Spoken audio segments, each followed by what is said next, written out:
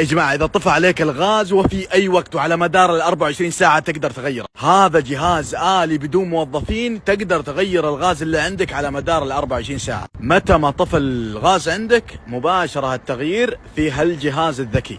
هذا الاسطوانة بغيرها الآن، وعندكم الجهاز هذا فيه كل التفاصيل، سواء اسطوانة الفايبر اللي عندك أو الفايبر الزرقاء أو البيضاء أو الاسطوانة المعدنية مثل اللي تشوفونها قدامكم.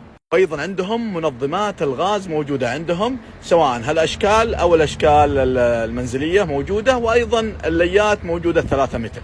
لذلك بغير هالاسطوانة، بضغط على الاسطوانة الغاز المعدنية، بيطلع لك خيارين، التغيير ب 19 ريال و85 هللة، أو إذا تبي تاخذ جديد ب 206 ريال فقط.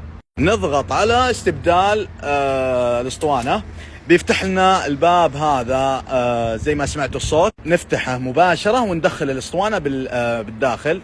هذه دخلناها الآن بهالمكان، ونستبدل الاسطوانة بشكل كامل. نقفل الآن الباب.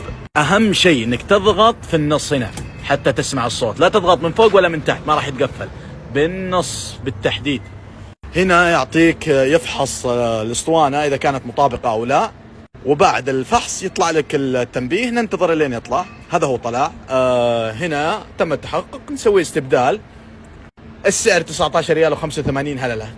تضغط دفع الطلب بواسطة المدى، يطلع لك هنا بالابل باي مثلا، هذا هو، دفعته مباشرة. الآن تتم العملية، يجيك طباعة إيصال، تبي الإيصال أو استلام مباشرة، اللي ترغب. أنا بحط استلام مباشرة.